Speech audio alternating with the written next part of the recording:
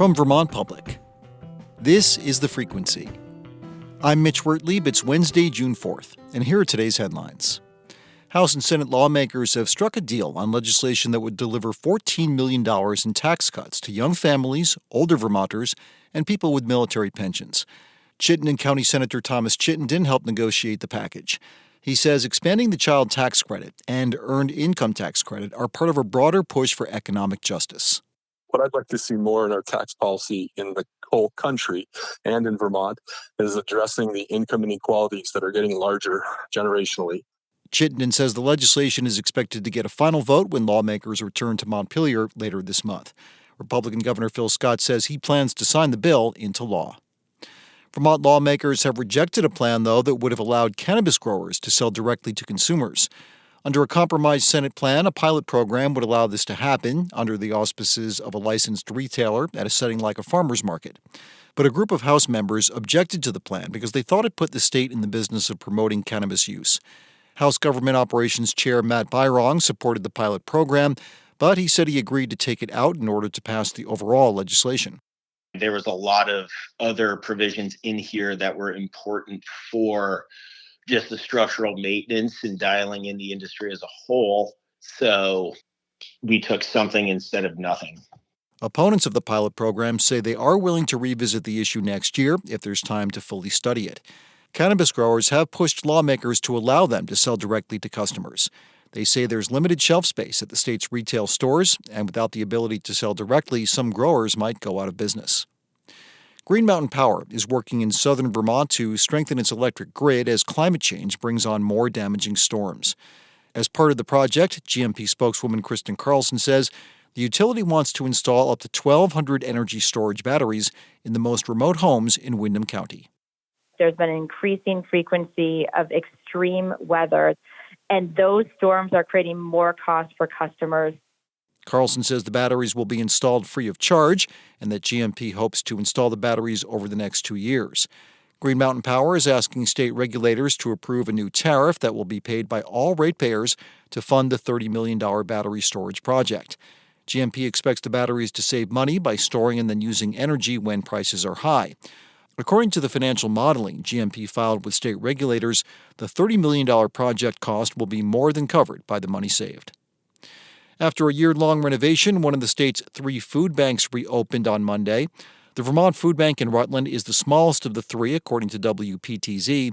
It underwent a $1.2 million renovation, which added an upgraded and more efficient cooler and freezer. The change makes it so the food bank can store meat and dairy products. Statistics show that 2 in 5 Vermonters are food insecure. Each spring, sea lamprey migrate up the Connecticut River to spawn. The ancient eels are native to the ecosystem. They're best known for their parasitic juvenile phase, when they latch onto fish with their circular mouths. But by the time they reach the Connecticut River and its tributaries, they are no longer parasitic. Instead, the adults die shortly after they lay their eggs in the gravel beneath riffles. Scientists with the Vermont Department of Fish and Wildlife are asking anglers and the public to be mindful of the spawning eels and to not disturb them. Coming up, Governor Scott has put a pause on the state's electric vehicle sales mandate through the end of next year, citing concerns about insufficient charging infrastructure and the feasibility of meeting sales goals. Vermont Edition host Michaela Lafrax spoke to 2 state lawmakers with differing views on the governor's move, and we'll hear an excerpt from that conversation after this. Thanks for listening to The Frequency, where support comes from VITA, supporting business growth and innovation in the Green Mountain State. From agriculture to manufacturing, energy to food production, find solutions that turn your business dreams into reality. Visit VEDA.org and see how VITA can help make it happen.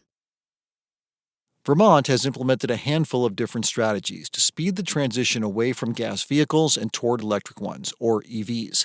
In 2022, the state enacted a regulation to end gas-powered car sales by the year 2035. To do that, manufacturers had to increase the percentage of EVs for sale in Vermont. Then, about 3 weeks ago, Governor Phil Scott put Vermont's EV sales mandate on pause. Yesterday on Vermont Edition, host Michaela Lafrax spoke with 2 Vermont leaders who have different takes on the mandate. We're going to play you excerpts from both of those conversations. First, you'll hear the Secretary of Vermont's Agency of Natural Resources, Julie Moore.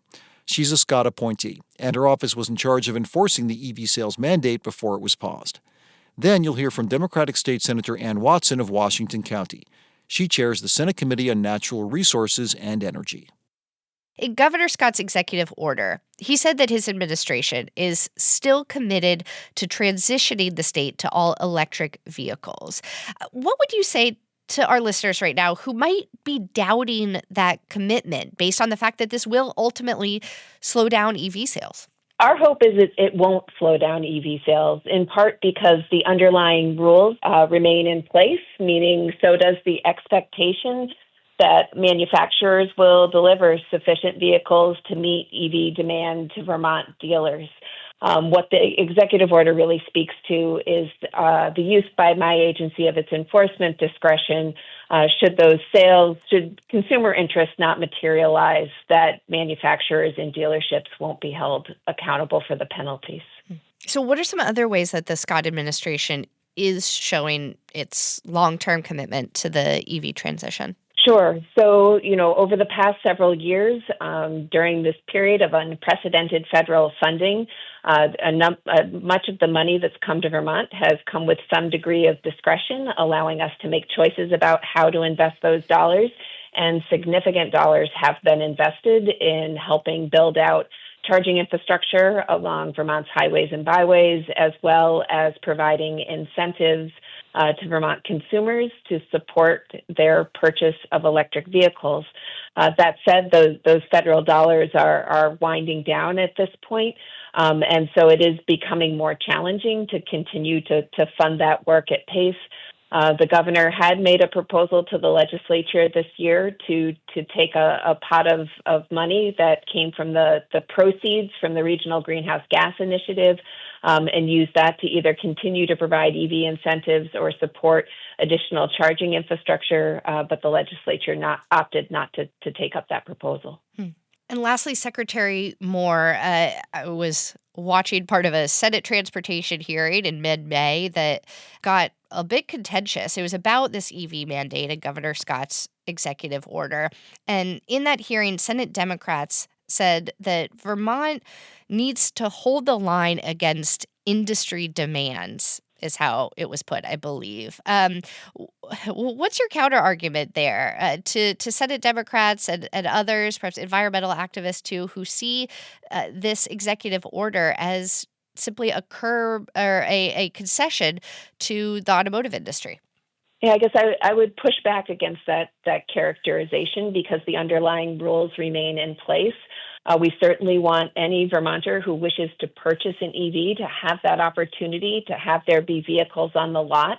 But one of the real concerns we've heard from dealers was about a practice called ratioing, where manufacturers were indicating they would only provide internal combustion engine vehicles proportional to the number of EVs sold, and dealers expressing real concern that their customers might not have the same choice around internal combustion engine vehicles that people would have in other places in the country if that's the vehicle that meets their current driving needs and current budget. And so it's trying to find that balance point, appreciating the need for climate action and continuing to push folks to make those choices and move towards beneficial electrification.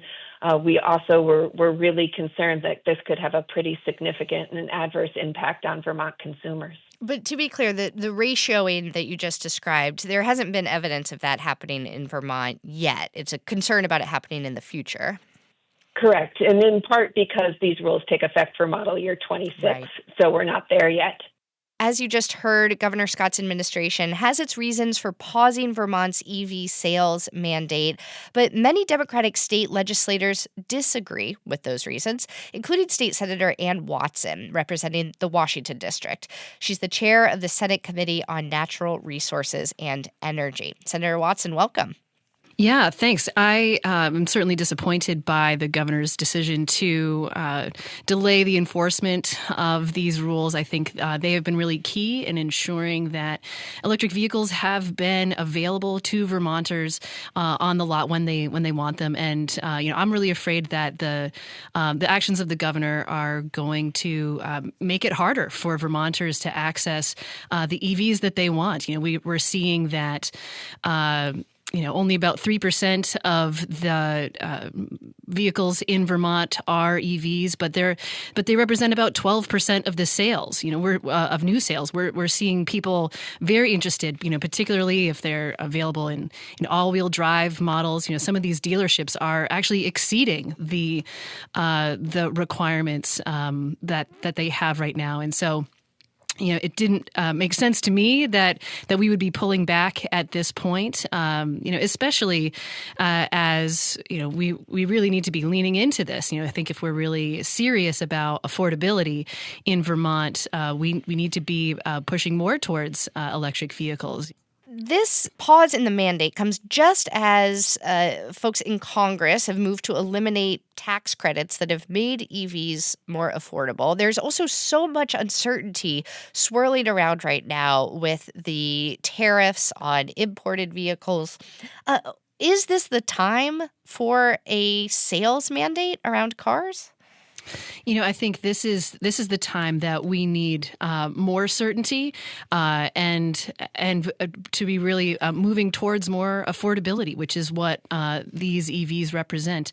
I hear the concern about the tariffs, but what we are seeing is that other states had some similar concerns, but were not delaying to the degree that Vermont, that Governor Scott has opted to delay, moving into model year 27 even, which actually puts us, lagging and not leading on this issue, unfortunately.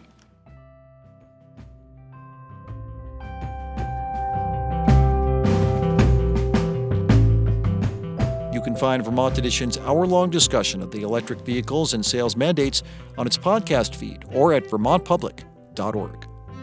And thanks for listening to The Frequency today. We had additional reporting from Peter Hirschfeld, Bob Kinzel, Howard Weiss-Tisman, Mary Engish, and Abigail Giles. Today's episode was edited by Liam Elder Connors, and our music is by Blue Dot Sessions. I'm Mitch Wertlieb. Talk to you tomorrow.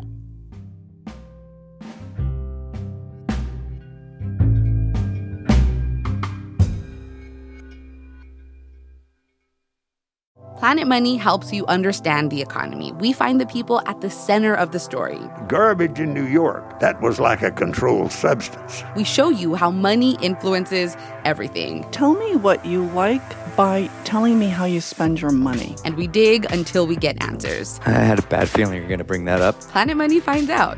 All you have to do is listen. The Planet Money Podcast from NPR.